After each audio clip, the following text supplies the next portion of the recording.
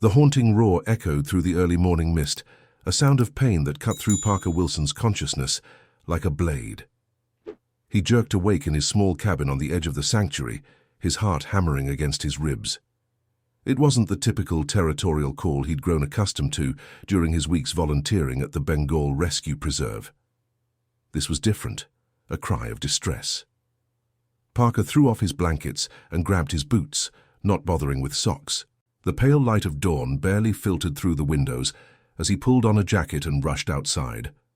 The sanctuary sprawled across hundreds of acres of protected land, a haven for rescued big cats that couldn't be returned to the wild. Most had been confiscated from private collectors or roadside attractions where they'd suffered neglect or abuse. "Anyone hear that?" Parker called out, jogging toward the main compound. The morning staff wouldn't arrive for another hour, but he knew Zoe Blackwell, the sanctuary's director, often stayed overnight in the observation cabin. The air felt heavy with moisture, the mist curling around the trees like spectral fingers as Parker made his way along the familiar path. Another cry rang out, this time weaker, coming from the direction of the northeast enclosure, the one that housed Raja, the sanctuary's only white tiger. "Parker!" He turned to see Zoe rushing toward him, her dark hair pulled back in a hasty ponytail, binoculars hanging from her neck. Despite the early hour and obvious concern on her face, she carried herself with the graceful authority that had impressed Parker from the day he'd arrived at the sanctuary.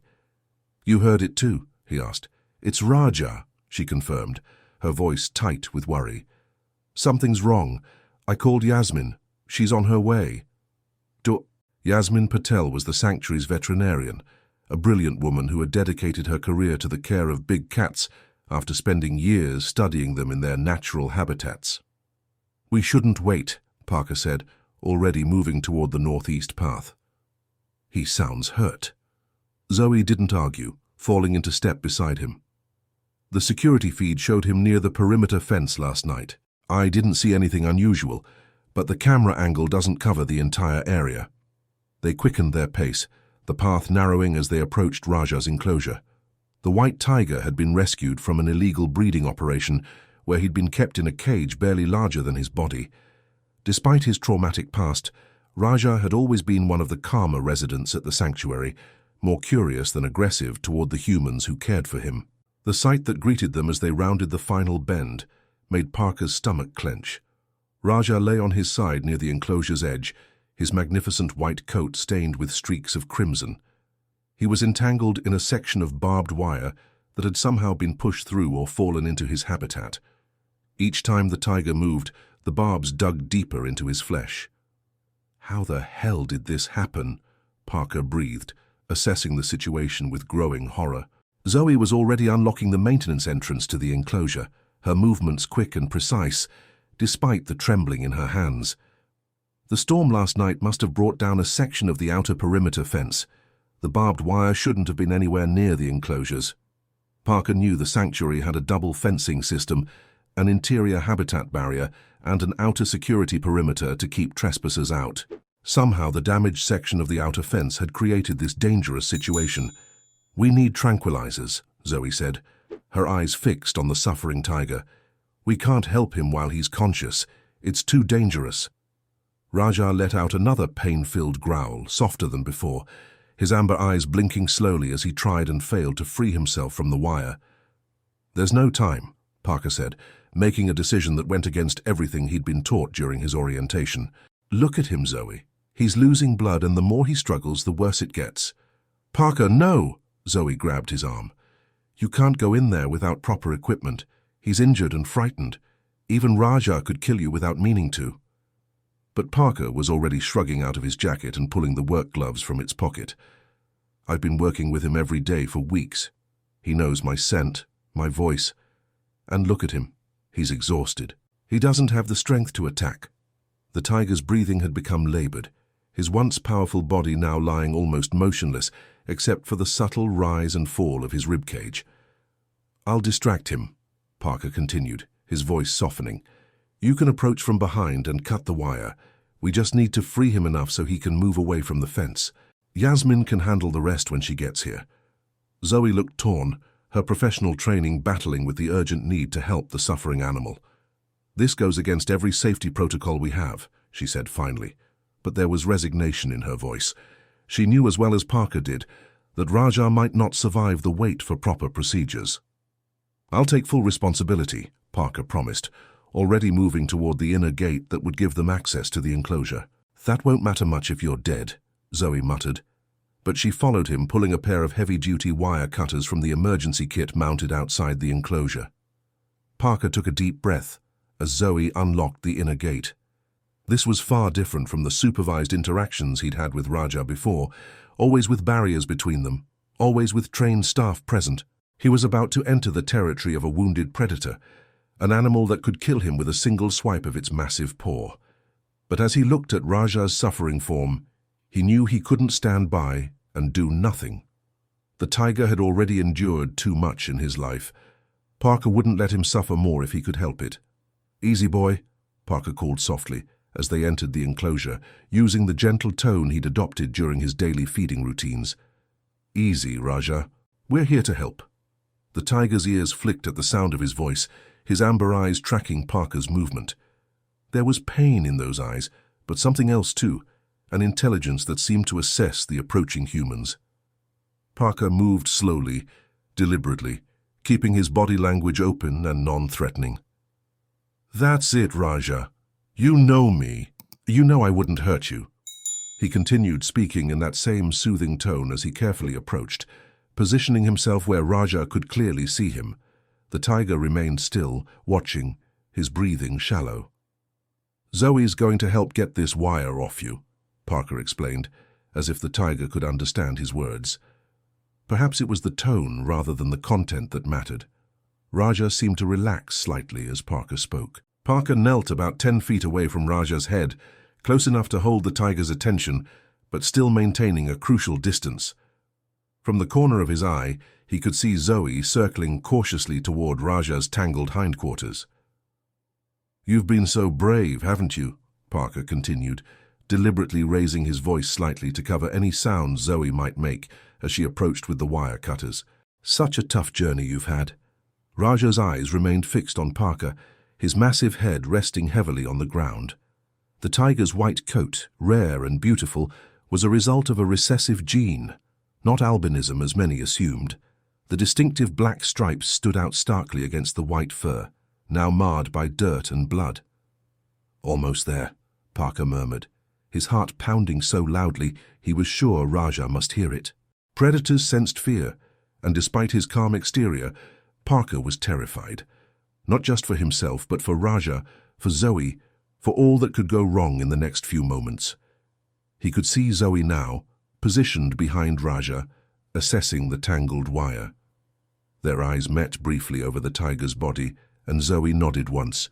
She was ready. "Raja, I need you to stay very still," Parker said, daring to inch a little closer, drawing the tiger's attention more firmly to himself. "This might hurt a bit more, but then you'll be free, I promise." As Zoe's wire cutters connected with the first strand of barbed wire, Raja's body tensed. A low growl rumbled from his throat, his eyes widening. "It's okay," Parker soothed, fighting the instinct to retreat. "It's okay, Raja, look at me. Just look at me." Time seemed to stretch as Zoe worked quickly but carefully, cutting through the wire that had entangled Raja's hind legs and flank. Each snip of the cutters made the tiger twitch, but remarkably he remained focused on Parker, as if understanding that these humans were trying to help. "Last piece," Zoe whispered, reaching for a section of wire that had embedded itself more deeply in Raja's flesh. Parker nodded, maintaining his gentle monologue to keep Raja distracted. He was close enough now to see the individual whiskers on the tiger's face, close enough to feel the heat of the great cat's breath. It was both terrifying and awe-inspiring to be so near such a powerful creature, to see the intelligence in those amber eyes. "This will hurt, boy," Parker warned, just as Zoe gripped the final piece of wire. Raja roared as Zoe pulled the barbed wire free from his flesh, the sound so powerful that Parker felt it reverberate through his chest. The tiger's massive body tensed, and for one heart-stopping moment, Parker thought Raja would lunge at him. Instead, the white tiger struggled to his feet, swaying slightly. his eyes never leaving Parker's face. Free from the wire that had trapped him, Raja took a few unsteady steps away from the fence, then collapsed again, his strength spent. "He's lost a lot of blood," Zoe said, backing carefully toward the enclosure gate, the bloodied wire cutters still in her hand. "But I think he'll be okay until Yasmin gets here. Parker, we need to leave now." Parker knew she was right. They had done what they could. It was time to get to safety and let the professionals take over. Yet something kept him rooted to the spot, meeting Raja's steady gaze. "Go on," Zoe urged from the gate. "Slow movements, just like we practiced." Parker finally nodded, beginning to back away carefully, still facing the injured tiger. Raja watched him go, those intelligent eyes following his retreat. Just as Parker reached the gate, Raja did something unexpected.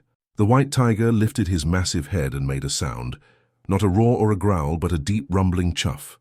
It was a sound tigers made in greeting, a sound that indicated comfort rather than aggression. Parker paused, a chill running down his spine that had nothing to do with fear. It felt almost like gratitude. Zoe secured the gate behind them just as the sanctuary's truck came bouncing down the access road, Yasmin at the wheel. The veterinarian jumped out, medical kit in hand, her face set in professional determination. "How bad?" she asked without preamble. "Multiple lacerations from barbed wire, mostly on his rear legs and flank," Zoe reported. "We managed to free him, but he's weak from blood loss." Yasmin's eyes widened as she processed this information. "You went into the enclosure with an injured tiger." "It was my decision," Parker said quickly. "Raja wouldn't have lasted until you arrived. The wire was cutting deeper every time he moved." Yasmin shook her head, but there was no time for lectures. "I'll need to sedate him and treat those wounds immediately. There's a high risk of infection." She turned to her assistant, who had emerged from the passenger side of the truck with a tranquilizer rifle. "Standard dose for his weight." As the medical team prepared to enter the enclosure, Zoe placed a hand on Parker's arm. "That was either the bravest or the stupidest thing I've ever seen," she said quietly. "Probably both." Parker watched as Yasmin and her team carefully entered Raja's enclosure, the tranquilizer rifle ready.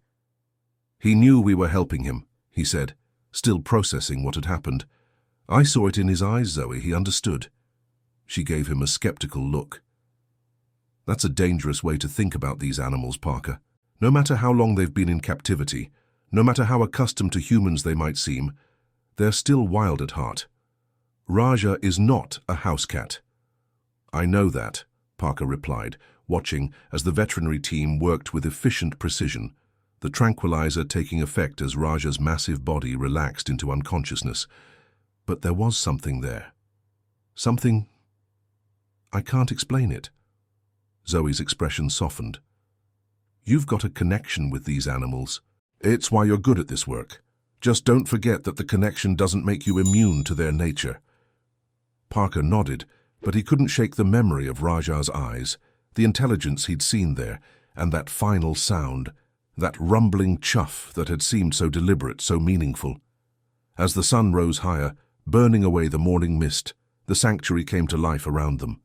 Other staff arrived, reacting with shock and concern to the news of Raja's injury.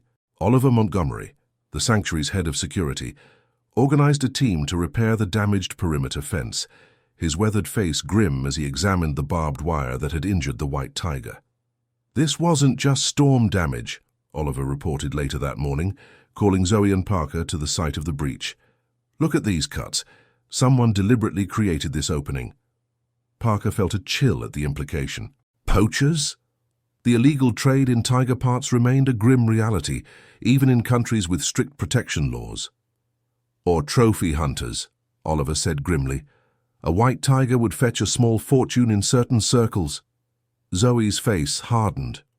"Increase security patrols, especially at night. I want camera coverage expanded to include the entire perimeter. And no one," she looked pointedly at Parker, "goes anywhere alone until we're sure the threat is gone." As they walked back toward the main compound, Parker's thoughts returned to Raja. Yasmin had reported that the tiger's wounds, while painful, weren't life-threatening. With proper treatment and time to heal, he would make a full recovery. "I'd like to help with Raja's care," Parker said to Zoe. I know Yasmin usually handles the medical side, but I could assist with feedings, monitoring. Absolutely not, Zoe cut him off. You've already taken one ridiculous risk today. Raja needs rest and space to recover, not a human he might associate with pain and stress. Parker wanted to argue that Raja had seemed to recognize their efforts to help, but he knew how it would sound. Anthropomorphizing the animals was discouraged at the sanctuary. These weren't pets. They were wild creatures being given a second chance at a dignified life after human exploitation. Still, as he went about his other duties that day, Parker couldn't forget the look in Raja's eyes, the sound he'd made as Parker left the enclosure. Something had passed between them, something significant. What Parker didn't know, what he couldn't have predicted, was that this encounter was just the beginning. In the days to come, his connection with Raja would deepen in ways that would challenge everything he thought he knew about these magnificent animals and ultimately put both their lives at risk from a threat more dangerous than any wild predator. Because the real predators, as Parker would soon discover, walked on two legs and were driven by greed that knew no bounds. And in the midst of this danger, the most shocking alliance would form, one between a man who had lost his way and a tiger who seemed to see into his very soul. The coming days at the Bengal Rescue Preserve were tense. Security patrols doubled, staff members traveled in pairs, and everyone cast suspicious glances at the dense forest surrounding the sanctuary. Parker found himself watching the shadows, wondering if whoever had cut the fence was still watching, waiting for another opportunity. Raja's recovery progressed under Yasmin's expert care. The white tiger's wounds had been cleaned, stitched, and treated with antibiotics to prevent infection. He remained in a smaller recovery enclosure attached to the clinic, where the veterinary team could monitor him closely. He's doing remarkably well, Yasmin told Parker when he stopped by the clinic for an update. Tigers are resilient creatures. If the wire had cut just a bit deeper, though. She shook her head, not needing to finish the thought. When will he return to his regular enclosure? Parker asked, trying to peek through the observation window into Raja's recovery space. Another week at least. But he's not getting visitor hours, Parker, Yasmin said firmly, noticing his interest. Zoe told me about your little stunt. I appreciate that you wanted to help, but you could have been killed. Parker nodded, having heard the same lecture from virtually every staff member at the sanctuary. I understand the risks, but in that moment, there wasn't another option. Yasmin's expression softened slightly. Between us, what you did was brave. Foolish, but brave. Raja might not be alive if you and Zoe had waited. She paused, studying him with professional curiosity. What made you so sure he wouldn't attack you? The question caught Parker off guard. He'd been asking himself the same thing since that morning. I'm not sure, he admitted. Something in his eyes, maybe. He seemed to understand we were there to help. Yasmin looked skeptical but didn't argue. Well, whatever guardian angel you have, thank them. Now, if you don't mind, I have rounds to finish. As Parker left the clinic, he found Zoe waiting outside, arms crossed over her chest. Despite the stressful circumstances, she looked as composed as ever in her sanctuary uniform, her dark hair now neatly braided. Trying to charm your way into seeing Raja, she asked, though her tone was more amused than accusatory. Just checking on his progress, Parker replied. Yasmin says he's doing well. Zoe nodded, falling into step beside him as they walked toward the main compound. Oliver wants to speak with everyone about the security situation. Conference room in 10 minutes. The sanctuary's conference room was cramped with all staff members present. Oliver Montgomery stood at the front, his salt and pepper beard freshly trimmed, his expression serious. The police have confirmed what we suspected, he began without preamble. The fence was deliberately cut. They found footprints on the outer perimeter that suggest at least 2 individuals were involved. A murmur ran through the assembled staff. We've upgraded our security system, Oliver continued. New cameras with night vision have been installed along the entire perimeter, and we've contracted additional security personnel for overnight shifts, but our best defense is vigilance. He outlined new protocols. No one was to be alone near the enclosures, especially after dark. All unusual activities were to be reported immediately, and all interactions with the animals were to be logged in detail. We don't know if this was a one-time attempt or if they'll try again, Oliver concluded, but we must assume the worst. After the meeting broke up, Parker approached Oliver.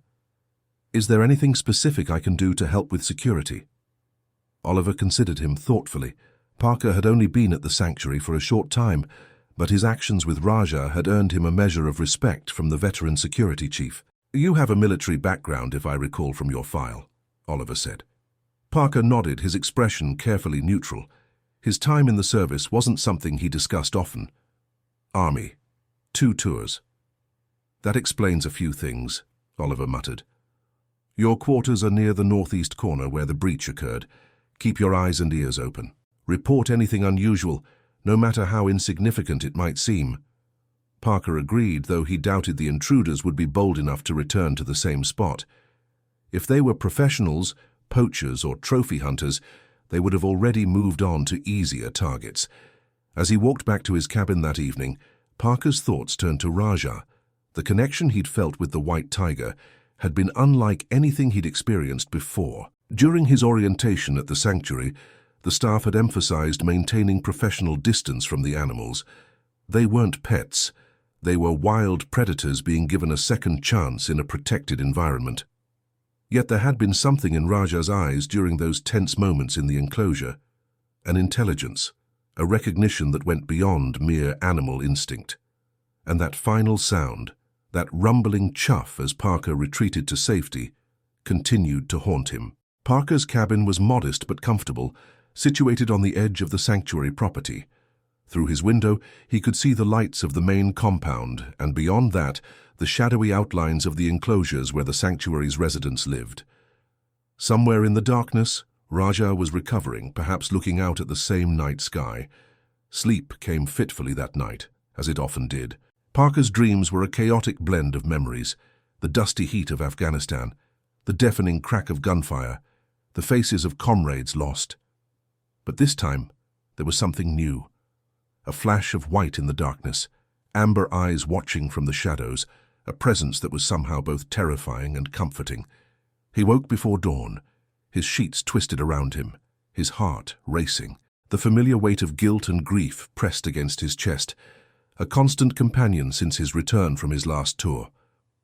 Parker had come to the sanctuary seeking peace, hoping that somehow working with these magnificent animals would help heal the wounds that time and therapy had failed to close. The earliest light of morning was just beginning to peek over the horizon as Parker made his way to the main compound. Few staff members were about at this hour, which suited him fine. He needed the solitude, the quiet moments before the sanctuary came fully to life. To his surprise, lights were on in the clinic. Through the window, he could see Yasmin moving around inside, preparing medications for her morning rounds. On impulse, Parker knocked on the door. "You're up early," Yasmin commented as she let him in, her dark eyes alert despite the hour. "Couldn't sleep." Parker shrugged. "Thought I might be able to help with the morning routines. How's our patient?" Yasmin gave him a knowing look but didn't press. "Raja had a good night. His temperature is normal and he's been eating well, always a good sign with big cats. Would it be all right if I just saw him?" "From a distance," Parker added quickly, seeing Yasmin's frown. "I won't disturb him." The veterinarian hesitated, then sighed. 5 minutes, through the observation window only, and this stays between us. Zoe would have my hide if she knew I was bending the rules. Parker followed Yasmin through the clinic to a small room with a one-way glass window looking into Raja's recovery area. The white tiger was awake, lying on his side on a bed of clean straw. His wounds were visible, now clean and stitched, but still vivid against his white coat. Despite his injuries, there was a regal quality to Raja, a natural dignity that captivity hadn't diminished. "He's beautiful," Parker murmured, watching as Raja's ears flicked toward the sound of their voices. The one-way glass prevented the tiger from seeing them, but his keen senses had detected their presence. "He is," Yasmin agreed softly. "One of our special cases. Most tigers brought in from situations like his never fully adjust to their new environment. They remain fearful, aggressive. But Raja was different from the start, almost as if he was waiting for something better, like he knew this wasn't where he was meant to be." Parker glanced at her, surprised by the uncharacteristic sentimentality. Yasmin caught his look and shrugged. "I've been working with big cats for a long time. You start to see personalities differences that go beyond simple animal behavior. Raja has always been, I don't know, more present somehow, more aware. As if in response to her words, Raja lifted his massive head and looked directly at the observation window. It was impossible, Parker knew, for the tiger to see them through the one-way glass. Yet it felt as though those amber eyes were looking right at him. "Does he know we're here?" Parker asked. "He can probably smell us, hear us," Yasmin replied. "Their senses are far more acute than ours." Raja continued to stare at the window, then made that same sound Parker had heard in the enclosure, a deep, rumbling chuff that seemed to vibrate through the air between them. "That's interesting," Yasmin murmured. "That's a greeting call. Tigers use it with familiar individuals they're comfortable with." "He did that same thing after we freed him from the wire," Parker said, his voice equally quiet. Yasmin looked at him sharply. "You didn't mention that in your report." "I wasn't sure what it meant," Parker admitted, "and I thought it might sound like I was projecting human traits onto him." "Anthropomorphizing is a concern," Yasmin acknowledged, "but observable behaviors are just data. That chuffing sound is significant. It suggests Raja associates you with positive experiences, despite the stress and pain of that situation." Before Parker could respond, Raja did something even more remarkable. The white tiger rose to his feet, moving carefully to avoid putting too much pressure on his injured legs, and walked directly to the observation window. There, he sat on his haunches, his gaze still fixed on the spot where Parker stood. "Okay, that's definitely unusual," Yasmin said, her professional curiosity clearly piqued. "He shouldn't be able to pinpoint us so precisely." Parker felt an inexplicable urge to touch the glass, to reach out to this magnificent creature that seemed so inexplicably drawn to him. He resisted, keeping his hands firmly at his sides. "Your 5 minutes are up," Yasmin said gently, though her tone suggested she was as intrigued by Raja's behavior as Parker was. "I need to make my rounds, and you should get to your regular duties before Zoe starts wondering where you are." Reluctantly, Parker backed away from the window. Raja remained seated, watching, until they left the observation room. "I'd appreciate it if you kept Raja's behavior between us for now," Yasmin said as they walked back through the clinic, "at least until I've had more time to observe him." "I don't want to start speculation among the staff," Parker agreed, though he was bursting with questions. What had caused Raja to act this way? Was it just gratitude for being rescued, or was there something deeper? Some connection that defied easy explanation? As he left the clinic, the sun now fully risen above the horizon, Parker felt a sense of purpose that had been missing for too long. Whatever was happening between him and Raja, it felt important, meaningful in a way few things had since his return from the war. The day passed in a blur of routine tasks. Parker assisted with feeding the sanctuary's other residents, cleaned enclosures, and helped repair a section of fencing damaged by one of the larger tigers. All the while, his thoughts kept returning to Raja, to those intelligent eyes that seemed to see right through him. Zoe found him late in the afternoon, carrying supplies from the storage barn to the feeding station. "Oliver tells me you volunteered for extra security duties," she said without preamble. Parker nodded, setting down the heavy bags of feed. "Seemed like the right thing to do. My cabin is closest to where the breach happened." Zoe studied him with those perceptive eyes that seemed to miss nothing. "You've been different since the incident with Raja. More present." Her choice of words, echoing what Yasmin had said about Raja, struck Parker as curiously apt. Before the rescue, he had been going through the motions, doing his work competently, but without real engagement. He had come to the sanctuary seeking something, peace, purpose, absolution perhaps, but had kept himself apart from the community there, as he had from most people since his return from his last tour. "I guess I needed a reminder of why I came here," Parker said simply. Zoe seemed about to say more when her radio crackled to life. Oliver's voice came through, tense and urgent. "Zoe, we've got a situation at the main gate. Unknown vehicle, 2 occupants refusing to leave." Zoe immediately responded, her voice shifting into the authoritative tone she used in crisis situations. "On my way. Alert the staff. Standard security protocol." She turned to Parker.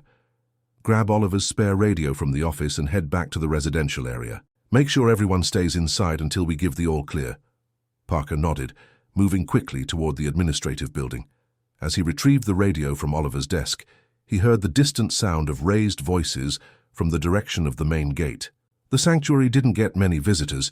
Its remote location and focus on rehabilitation rather than display meant it wasn't a tourist attraction, and unknown vehicles were treated with immediate suspicion, especially in light of the recent security breach. Radio in hand, Parker was heading toward the staff cabins when a movement in his peripheral vision made him pause. Through the trees, he caught a glimpse of a figure moving stealthily along the edge of the property, well away from the main gate where attention was focused. Without hesitation, Parker changed course, moving quietly through the familiar terrain toward the spot where he'd seen the figure. His military training took over, his footsteps nearly silent on the soft ground, his senses alert to every sound and movement around him. The figure, a man dressed in dark clothing, a camera with a long lens hanging around his neck, was crouched near the fence line, focused on something inside the sanctuary. Parker approached from behind, careful to stay downwind.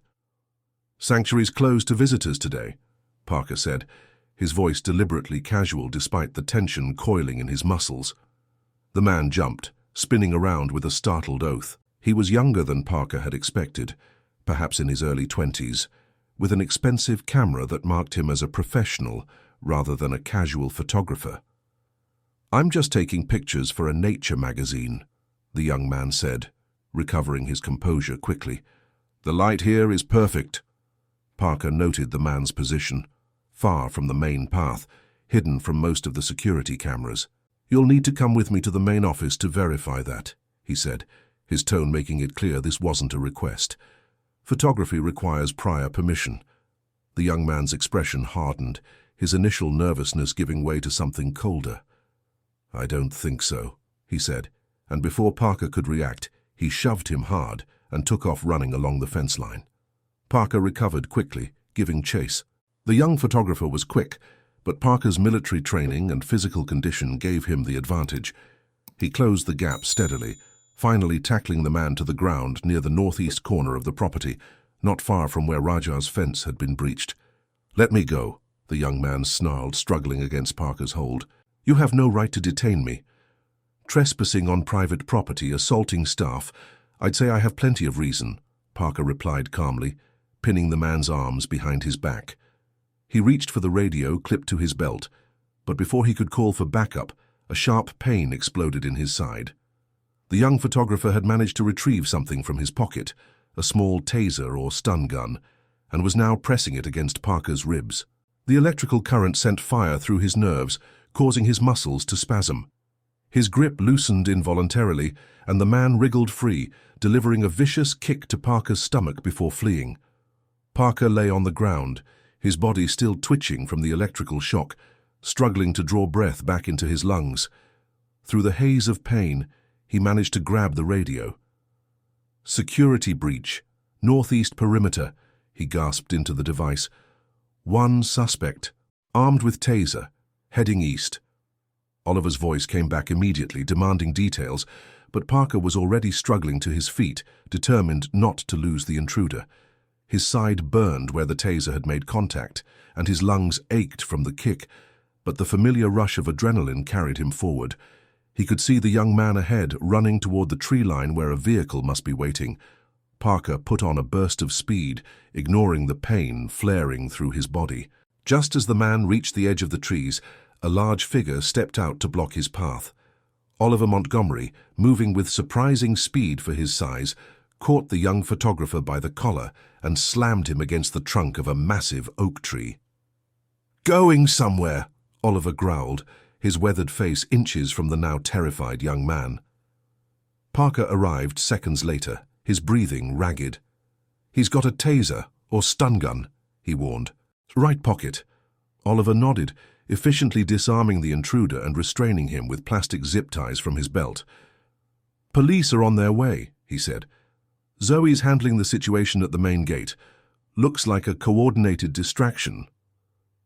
Parker looked back toward the sanctuary, suddenly concerned. "The animals. All secure, Oliver assured him. We did a complete check after the gate incident began. This one didn't get past the outer perimeter. Relief washed over Parker, followed by a surge of anger as he stared at the young man now secured against the tree. Who were you working for? What were you after? The photographer's expression shuttered, his earlier fear replaced by stubborn silence. Save it for the police, Oliver advised, noticing the change. They'll have plenty of questions for you and your friends at the gate. As if on cue, the distant wail of police sirens reached them, growing steadily louder. The young man's face paled slightly, but he maintained his silence, his eyes darting between Parker and Oliver, as if calculating his chances. Don't even think about it, Oliver said mildly, correctly interpreting the look. Neither of us is in a particularly forgiving mood. The next few hours passed in a blur of police statements and security assessments. The two individuals at the main gate had been a man and woman claiming to be documentary filmmakers interested in the sanctuary's work. Their aggressive insistence on entry and refusal to make a proper appointment had raised immediate suspicions. The police found equipment in their vehicle that matched what the photographer had been carrying, high-end cameras with powerful telephoto lenses, the kind used for surveillance rather than nature photography. More damning was the discovery of detailed maps of the sanctuary's layout, with specific enclosures marked, including Raja's. They're professionals, the lead officer told Zoe as they stood outside the administration building. Not your typical animal rights activists or thrill seekers. My guess would be freelance photographers, hoping to get shots of your white tiger. Those would fetch a good price from certain publications. Parker, standing nearby with an ice pack pressed to his bruised ribs, wasn't convinced. The coordinated nature of the intrusion, the detailed maps, the specific targeting of Raja, it felt like more than just photographers seeking valuable images. Any connection to the fence-cutting incident? Zoe asked, clearly sharing Parker's doubts. The officer shook his head. No evidence linking them directly, but we're still investigating. We'll keep them in custody while we check their backgrounds and contacts. As the investigation into the intruders continued, Raja's recovery progressed steadily. 2 weeks after the barbed wire incident, Yasmin declared him ready to return to his main enclosure. He's healing nicely, she told Parker, as they watched the sanctuary staff prepare for Raja's transfer. No signs of infection, and he's moving well despite the injuries. Parker had been permitted to assist with Raja's care during the final week of his recovery, a concession from Zoe, who had noticed the positive effect Parker's presence seemed to have on the white tiger. Raja remained calm when Parker was nearby, eating better and showing fewer signs of stress. Something I've been meaning to ask you, Yasmin said, keeping her voice low so others wouldn't overhear. What brought you to the sanctuary, Parker? Your file says you were recommended by a veterans rehabilitation program, but that's all the detail we have. Parker hesitated, his eyes fixed on Raja as the tiger paced slowly in his temporary enclosure. The question touched on parts of his past he rarely discussed. After my last tour, he began slowly, I had trouble adjusting. Classic story. Couldn't sleep, couldn't connect with people, couldn't find purpose in civilian life. He shrugged, as if trying to diminish the weight of those experiences. My therapist suggested working with animals might help. Something about their honesty, their lack of judgment. Yasmin nodded, her expression thoughtful. And has it helped? Parker considered the question. Before the incident with Raja, he would have said no. He'd been going through the motions, doing his work competently but without real engagement. But something had changed that morning in the enclosure. I think it's starting to, he admitted. Their conversation was interrupted by the arrival of Zoe and Oliver, accompanied by a woman Parker didn't recognize. She was elegantly dressed, her bearing suggesting authority and wealth. This is Margaret Harrington, Zoe introduced her. Ms. Harrington is a major donor to the sanctuary and sits on our board of directors. Parker shook the woman's offered hand, noting her firm grip and appraising gaze. Mr. Wilson, Margaret said, her voice cultured and precise. I've heard quite a bit about your heroics with Raja. The board is very impressed. Parker shifted uncomfortably under her scrutiny. Just did what anyone would have done in that situation. I sincerely doubt that, Margaret replied with a small smile. Few people would enter an enclosure with an injured predator. That takes a special kind of courage, or perhaps foolhardiness. A bit of both, I suspect, Zoe interjected with a wry look at Parker. Margaret turned her attention to Raja, who had become still, watching the new arrivals with careful attention. He's a magnificent specimen, one of our greatest success stories, despite his troubled beginning. Ms. Harrington was instrumental in securing Raja's rescue from the illegal breeding operation, Yasmin explained to Parker. She personally funded the legal battle to confiscate him. Parker reassessed the woman with new respect. That can't have been easy. Those operations usually have powerful backers. Something flickered in Margaret's eyes, surprise perhaps that he understood the complexities involved. Indeed, it was challenging, but worth every effort. As they continued their discussion, Parker noticed Raja's focus hadn't wavered. The white tiger's attention remained fixed on Margaret Harrington, his body language subtly tense in a way it hadn't been before. The transfer to Raja's main enclosure went smoothly. Parker was permitted to help guide the transport crate to the entry chute, though Zoe insisted he remain outside once the tiger was released. Raja emerged cautiously, testing his surroundings as if ensuring everything was as he remembered. When he spotted Parker watching from behind the safety barrier, the tiger made that now familiar chuffing sound. "Still making friends with you, I see," Zoe commented, though her tone was lighter than usual. The success of Raja's recovery had put her in good spirits. Margaret Harrington had watched the entire process with keen interest. As Raja settled into his enclosure, she pulled Zoe aside for a private conversation. Parker couldn't hear what was said, but he noticed Zoe's expression grow serious, her body language shifting from relaxed to tense. Later that evening, as Parker was finishing his final checks before heading back to his cabin, Zoe sought him out. "We received some disturbing news today," she said without preamble. "The police identified the intruders. They work for a private collector named Victor Zhao, a man with a reputation for acquiring exotic animals through any means necessary." Parker frowned. "The same collector Raja was rescued from?" Zoe shook her head. "No, that was a domestic operation. Zhao is international, based somewhere in Southeast Asia. He specifically targets animals from sanctuaries and conservation programs, specimens already acclimated to captivity, but rarer or more valuable than what's available through regular illegal channels." "And he's after Raja?" Parker asked, though he already knew the answer. "White tigers are among the rarest big cats in captivity," Zoe confirmed. "Raja's age, size, and temperament make him particularly valuable.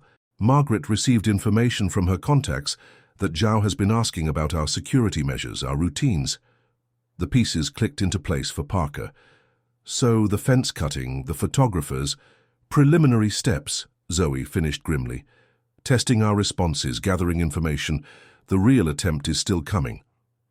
Parker felt a cold anger building inside him. Raja had already suffered at human hands, had been rescued and given a second chance at a dignified life. The thought of him being stolen, shipped overseas to become some wealthy collector's trophy, was unbearable. "What's the plan?" he asked. "We're increasing security again. Oliver is coordinating with local law enforcement, and—" She hesitated, studying Parker closely. "Margaret has suggested bringing in a private security team." Parker understood her concern. More strangers on the property, potential disruption to the animals' routines, questions of authority and jurisdiction. "I don't like it either," Zoe admitted, "but we can't take risks with our animals' safety. Raja isn't the only valuable resident we have." That night, sleep eluded Parker entirely. His thoughts circled between concern for Raja, anger at those who would exploit him, and a growing suspicion that something wasn't quite right. Margaret Harrington's appearance immediately after the intrusion attempt seemed coincidental, yet Raja's reaction to her had been distinctly wary. Unable to rest, Parker slipped out of his cabin in the early hours of the morning. The sanctuary was quiet, the night staff focused on the perimeter rather than the inner areas. He made his way toward Raja's enclosure, telling himself he was just checking on the tiger's adjustment to his familiar space. The night was clear, a waxing moon providing enough light to navigate without a flashlight. As he approached Raja's enclosure, Parker noticed the white tiger was awake, his pale coat almost luminous in the moonlight. Raja was pacing restlessly, pausing occasionally to stare into the darkness beyond his enclosure. Parker whistled softly, a sound he often used during feeding time. Raja's massive head swung toward him, ears perked forward. The tiger approached the edge of the enclosure nearest to Parker, making that familiar chuffing greeting. "Can't sleep either, huh?" Parker murmured, keeping his voice low. "Something's got you worked up." Raja continued to stare at him, those intelligent amber eyes reflecting the moonlight. Then, to Parker's surprise, the tiger turned and looked deliberately toward the administration building before looking back at Parker, as if trying to communicate something. "What is it?" Parker asked, feeling foolish for talking to the tiger as if he could understand, yet unable to shake the feeling that Raja was indeed trying to tell him something. Raja repeated the behavior, looking at Parker, then toward the administration building, then back at Parker. The deliberate nature of the movement was unsettling. Trusting his instincts, Parker decided to investigate. He moved quietly toward the administration building, staying in the shadows. As he approached, he noticed a light on in Zoe's office, unusual at this hour. Through the partially open blinds, Parker could see Zoe at her desk, her expression tense as she spoke with Margaret Harrington. The donor's elegant attire from earlier had been replaced by practical dark clothing, and her demeanor had changed completely. Gone was the refined board member. In her place stood someone altogether more dangerous. Parker couldn't hear their conversation, but Zoe's body language spoke volumes. She was afraid, her movements stiff, her eyes darting occasionally to something on her desk, a small handgun that Margaret must have brought. Cold realization washed over Parker. Margaret wasn't here to help protect Raja. She was part of the plot to take him. Perhaps she had been from the beginning, using her position as a donor to gain insider knowledge of the sanctuary's operations. Parker needed to alert Oliver, but his radio was back in his cabin. Moving silently away from the building, he circled toward the security office, hoping to find night staff who could call for help. He had almost reached the security building when he heard the soft crunch of footsteps on gravel behind him. Parker spun, raising his hands defensively, only to find himself facing Yasmin. "What are you doing out here?" she whispered, her eyes wide with alarm. "Margaret Harrington has Zoe at gunpoint in the office," Parker replied urgently. "I think she's behind the attempts to take Raja." Yasmin's expression shifted from surprise to grim understanding. "I knew something wasn't right about her.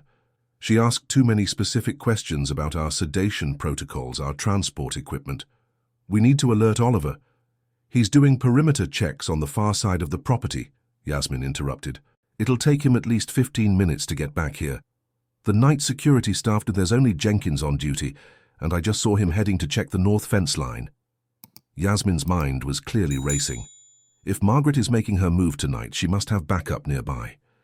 As if confirming her words, they heard the distant sound of a vehicle approaching on the service road that ran behind the sanctuary, a road rarely used except for deliveries and maintenance. "They're coming for Raja," Parker said, the cold anger from earlier crystallizing into resolve. "We need to stop them." Yasmin nodded, her professional calm asserting itself despite the crisis. "I have tranquilizer darts in the clinic, not meant for humans, but they'll work in a pinch." "Get them," Parker instructed. "I'll try to create a distraction. Buy us some time." As Yasmin hurried toward the clinic, Parker made a decision that went against all sanctuary protocols and common sense. He returned to Raja's enclosure, moving quickly but quietly. The white tiger was still alert, still watching the darkness beyond his territory with wary attention. He chuffed softly when he saw Parker approach. "I need your help, boy," Parker murmured, keying in the security code to the maintenance entrance of the enclosure. It was madness, he knew, to deliberately enter a tiger's space at night without backup or proper equipment. But something deeper than reason was guiding him now, a trust in the connection he'd felt with Raja from the beginning. The gate slid open with a soft hydraulic hiss. Parker stepped inside, his heart pounding but his movements deliberate, confident. Raja watched him, those amber eyes reflecting something that, in a human, Parker would have called understanding. "They're coming for you," Parker said softly, maintaining eye contact with the massive predator. "I'm not going to let that happen." Raja rumbled low in his chest, not aggressive but alert. He moved toward Parker, his gait smooth despite his recent injuries. Any other person would have backed away, would have fled before those powerful jaws and massive paws. Parker remained still, trusting in something he couldn't fully explain. The white tiger circled him once, close enough that Parker could feel the heat radiating from his body, could smell the wild, musky scent of him. Then Raja stopped directly in front of Parker, their eyes level, and made that distinct chuffing sound once more. In that moment, Parker understood, not through words or human logic, but through something more primal, more honest. Raja was accepting him, acknowledging him not as master or servant but as ally. The moment was broken by the sound of voices approaching, Margaret Harrington's cultured tones now hardened with command, and Zoe's tense replies. Parker positioned himself beside the enclosure gate, hidden in the shadows, with Raja a pale ghost at his side. "Open it," Margaret ordered as they came into view. She was holding the handgun to Zoe's back, forcing her forward. Behind them followed two men in dark clothing, carrying transport equipment. "This is insanity," Zoe said, her voice tight with anger and fear. "You'll never get away with this. The authorities are already investigating the previous attempts." "By the time they connect those to me, Raja will be halfway across the Pacific," Margaret replied coldly. "My client has paid an extraordinary sum for this particular tiger. Open the gate, Zoe." Parker tensed, ready to move. He had no weapon, no advantage except surprise, and the unpredictable presence of Raja beside him. He needed to time his intervention perfectly. Just as Zoe reluctantly reached for the control panel, a sharp whistling sound cut through the night air. One of Margaret's men staggered, a tranquilizer dart protruding from his shoulder. Yasmin had found her target from the shadows. Chaos erupted. Margaret spun, firing blindly in the direction the dart had come from. The remaining henchman drew his own weapon, scanning the darkness for threats. Zoe took advantage of the distraction to drive her elbow hard into Margaret's stomach, knocking the woman off balance. Parker launched himself from the shadows, tackling the armed henchman before he could get a shot off. They crashed to the ground, wrestling for control of the weapon. The man was strong, trained, his movements precise and deadly. Parker felt a fist connect with his jaw, sending stars exploding across his vision. As they struggled, Parker became aware of a low building sound, a rumble that vibrated through the ground beneath them. The henchman heard it too, his eyes widening as he looked past Parker. Raja stood at the open gate of his enclosure, his massive body tense, his teeth bared in a snarl that froze the blood. The white tiger's eyes were fixed on the man attacking Parker, his intention unmistakable. The momentary distraction was all Parker needed. He wrenched the gun from the man's grasp and rolled away, coming up in a defensive crouch. "Don't move," he ordered, training the weapon on the now terrified henchman. Raja remained at the threshold of his enclosure, not advancing but not retreating either, his presence an undeniable threat. Across the clearing, Yasmin had emerged from cover with another loaded dart gun, this one aimed steadily at Margaret Harrington. "It's over, Margaret," Zoe said, retrieving the fallen handgun and backing away to a safer distance. Margaret's face contorted with rage and disbelief. "That tiger should be at the other end of the enclosure. How did you know to wait here? How did you know my plan?"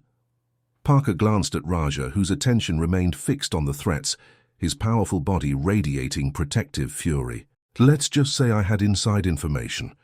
The local police arrived within minutes, alerted by Oliver, who had spotted the unauthorized vehicle on the service road during his perimeter check. Margaret Harrington and her accomplices were taken into custody, their connections to the international wildlife trafficking network ensuring serious charges. As dawn broke over the sanctuary, Parker sat on a bench outside the clinic, holding an ice pack to his bruised jaw. Zoe approached, looking exhausted but relieved. "How did you know?" she asked, sitting beside him. "About Margaret, about their plan to take Raja tonight." Parker considered how to explain something he didn't fully understand himself. "Raja told me," he said finally, deciding on the simplest truth. To his surprise, Zoe didn't scoff or demand a more rational explanation. Instead, She studied him thoughtfully. You know, indigenous peoples who lived alongside tigers for generations believed they were more than just animals. They believed tigers had wisdom to share with those who knew how to listen. "I'm not sure what I believe," Parker admitted. "I just know there's something special about Raja, something I connected with from the beginning." Zoe nodded, a small smile touching her lips. "The board will be meeting next week to discuss a new position, head of animal welfare and security. After tonight's events, I'll be recommending you for the role, if you're interested in staying on permanently." Parker felt something unfamiliar bloom in his chest, a sense of rightness, of belonging, that had eluded him since his return from war. "I'd like that," he said simply. In the days that followed, the sanctuary returned to its normal rhythms. The security breach was repaired, protocols were strengthened, and the rescued animals continued their journey of rehabilitation under the care of dedicated staff. Parker spent much of his free time near Raja's enclosure.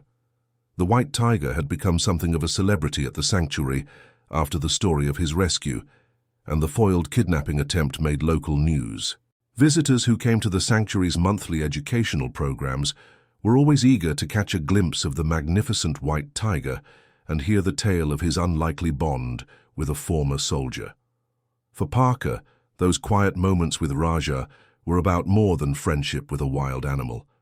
They were about healing, about finding connection in unexpected places, about learning to trust again, not just others, but himself. The nightmares that had plagued him since the war gradually faded. In their place came dreams of open spaces, of running freely through tall grass, of a strength and purpose that transcended human concerns. He would wake from these dreams feeling rested, renewed, with the strange sense that Raja had somehow shared his own wisdom through the veil of sleep. 6 months after the incident, Parker stood at the edge of Raja's enclosure, watching as the white tiger basked in the late afternoon sunlight. His wounds had healed completely, leaving only faint scars beneath his fur. Raja had grown healthier, more confident in his territory, his coat gleaming white against the green of his surroundings. "You know, when I first came here, I thought I was the one doing the rescuing," Parker said softly. "Turns out I had it backwards." Raja opened one amber eye, regarding Parker with that intelligent gaze that still sent chills down his spine. Then the white tiger rose, stretching his powerful body in the sunlight, and approached the edge of the enclosure where Parker stood. For a long moment, they simply looked at each other, man and tiger, rescuer and rescued, each having saved the other in ways that went beyond the physical. Then Raja made that familiar chuffing sound, a rumble of greeting and recognition that seemed to say, more clearly than words ever could, "You are not alone." And Parker, for the first time in years, truly believed it. In the wild beauty of the sanctuary, surrounded by creatures that asked nothing of him but honesty and respect, Parker Wilson had found what he'd been seeking since the war, not just purpose or peace, but a kind of grace. The gratitude of a tiger had somehow restored his faith in the world, in himself, in the possibility of connection even in the most unlikely circumstances. It was a lesson he would carry forward, that healing often comes from unexpected sources, that true understanding transcends language, and that sometimes the souls that see us most clearly aren't human at all. Thank you for joining me on this journey into the world of captivating stories. I trust you found today's narrative as engaging as I did. If you enjoyed this exploration into fascinating and compelling narratives, kindly indicate your appreciation by liking this video. Are you watching on mobile? Show your appreciation with a double tap for hype. For more captivating stories and journeys into the heart of compelling storytelling, please subscribe to the channel and activate notifications so you don't miss a single upload. Your thoughts and interpretations are most welcome. Please share your perspectives on today's story in the comments below. And if you believe others would find this content engaging, please consider sharing the video with your network. Until our next journey into the world of captivating tales, I bid you farewell.